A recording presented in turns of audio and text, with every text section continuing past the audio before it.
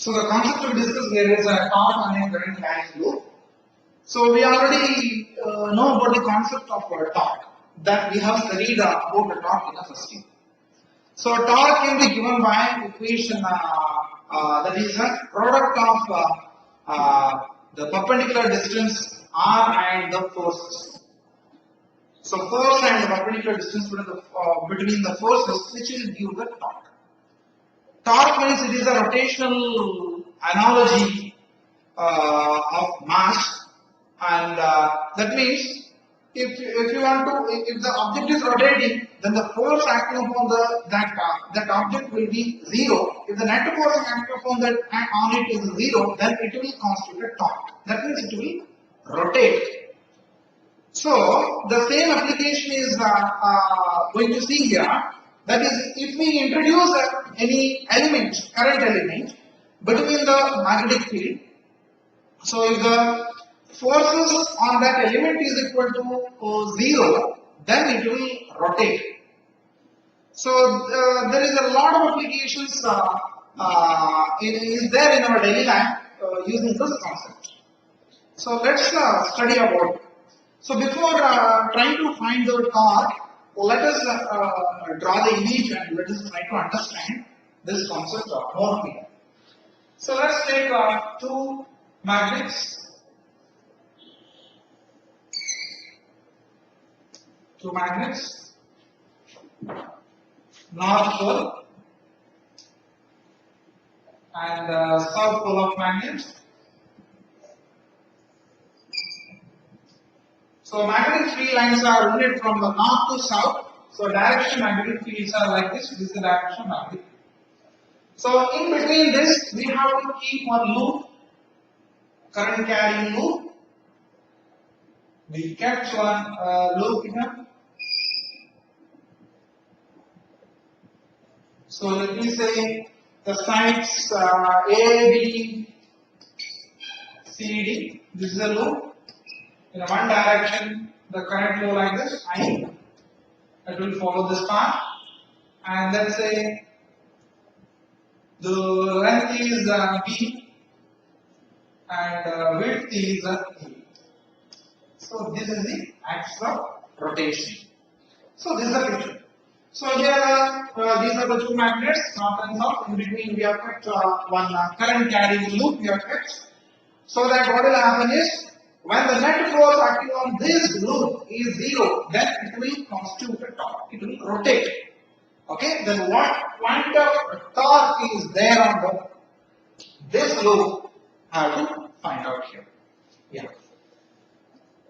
Okay. Now let's imagine that this loop is along the direction of magnetic field. Magnetic field is from north to south. Along this direction, this current carrying loop is placed. There is no angle formed between the direction of magnetic field and this plane of this current carrying loop. Yeah. In that case, we have to find out the magnetic field or the force of the magnetic field on these conductors. So already in such cases we have discussed while in the beginning of this chapter. That is a force on a current carrying conductor placed in a uniform magnetic field. Right? So there we have an equation for a force on a current carrying conductor which is placed in a magnetic field. That is F is equal to ideal sin theta. Ideal sin theta, we have used it many times, where theta is the angle between L and B. B means magnetic field, ideal sin theta, L and B. Yes. Now here we have this is a rectangular current loop. We have four sides here, that is the AB, BC is another side, CD is another side, AD is another side. There are four sides on it. So let's see what is the magnetic field force into magnetic field acting upon the side BC and side AD. Because we know this equation, using this equation what we can say is force acting upon one current carrying conductor because of external magnetic field. This is the external magnetic field. Understood? Yes. There is a force on BC. How to find?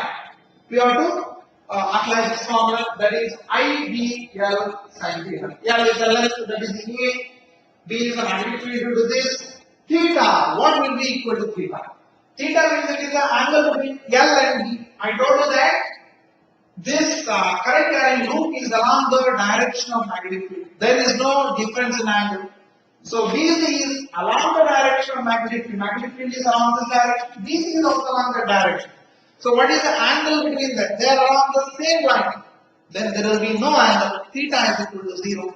If theta is equal to 0, sin 0 means F will be equal to 0.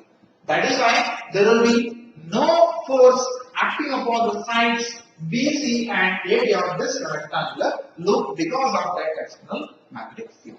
Yes. Now let's write, since sides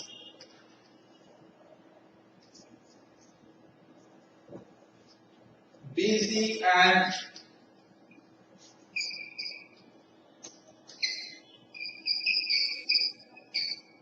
are parallel to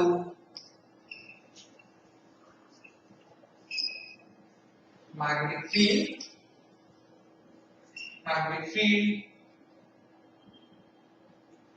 then theta is equal to 0. Hence, F is equal to 0. You know that IBL sin theta, theta is equal to 0 there. That is why F is equal to 0 on the sides BC and AB are parallel to the magnetic field. Parallel to magnetic field. Then, hence F is opposed to force due to magnetic field on the sides BC and AB are 0. Then, if you take the remaining two sides, that is AB and CD, then this is the direction of this line element. This will be the direction of magnetic field. So, angle formed here will be 90 degrees. Here also 90 degree angle difference is there between the direction of magnetic field and the line element. So, there is a maximum force will act on the sides of AB and CD because theta here it will be 90 degree. Yeah. Okay. Then yes, let's write direction of force here.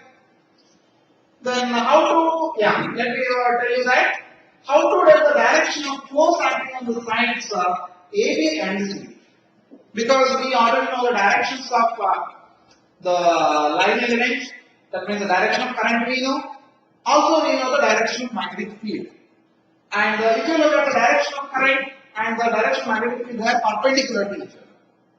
If the direction of current and the magnetic field are perpendicular to each other, then to find out the direction of force acting upon it, we can apply Fleming left hand.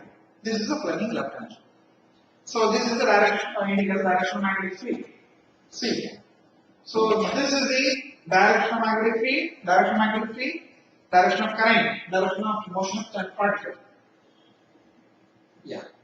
So direction of force will be acting, which is downwards. That is the direction of force acting on one face. Let me call this as the F1. Similarly, here is the direction of current is in this way because it is following this loop, this whole, it is moving through this loop. Here, the direction will be along this way from C to D. So again, here to find the direction of force here, you have to apply the right hand. Yes. So direction of magnetic field. Yeah, see here. This is the direction of current, this is the direction of magnetic field, this is the direction of force. So here, direction of force is like this. So, on the two sides, AB and CD, we got the direction of force acting on it. One force, that is the F1 on one side, which is directing inward, and the other force on the side CD, which is directing outward. And let us try to find its magnitude using it with the help of that equation. Then, force due to magnetic field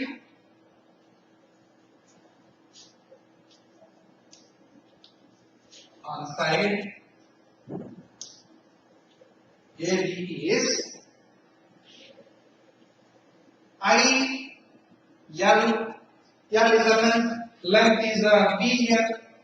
B is a length here. It is parallel, no? That is why we can write I L. L is a small b. I L B. B means magnetic field B. I L B sin theta. Sin 90 degree. Theta is magnetic, I told you. So F1 equal to IB. Now, let's again let us find out F2. Force due to magnetic field. Force due to magnetic field on side, another side, that is CD. On side CD is, which is given by next equation, that is F2.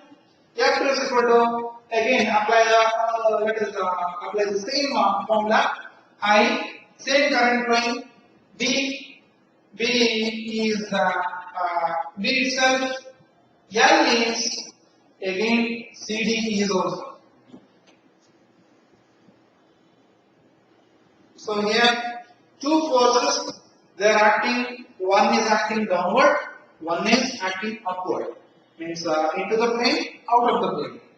So if you look at the magnitudes, the two forces are having the same magnitude. Yes. Let me draw the structure here. This is the direction of F2. This is the direction of F1. So from the center, A by 2 distance is there here. Whole distance is A. Yeah. So they are forming 90 degree here, perpendicular. Showing the perpendicular distance. These are the perpendicular to this axis. Perpendicular distance between these two forces. Perpendicular distance, that is area. Okay. Now we got the equations for F1 and F2 here. So this simply can be called as a M. So M is equal to F1 equal to IUV because both the forces are same. That's why you can take a common term. Yes. Now you have to find out the torque.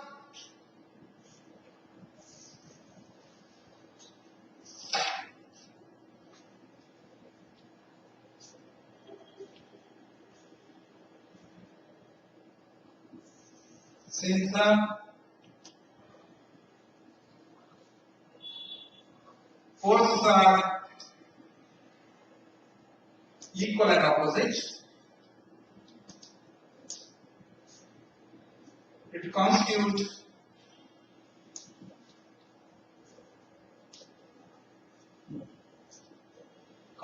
torque. So tau is equal to force into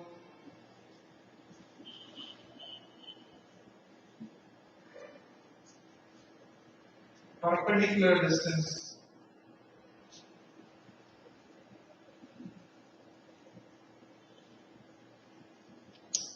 between the forces. That is the formula for torque. So tau is equal to F. What is the formula for F? Both are same. IDB into perpendicular distance, that is A. This is the A here. A I have written. IDBA. So tau is equal to B into A, that is area IA into B. So what we got here? Tau is equal to IBA or BIA. This is the formula for torque which is acting on the current acting load. Tau is equal to IA. We have derived the equation for torque and which was found to be Tau is equal to IAB. And where we have considered only one rectangular loop.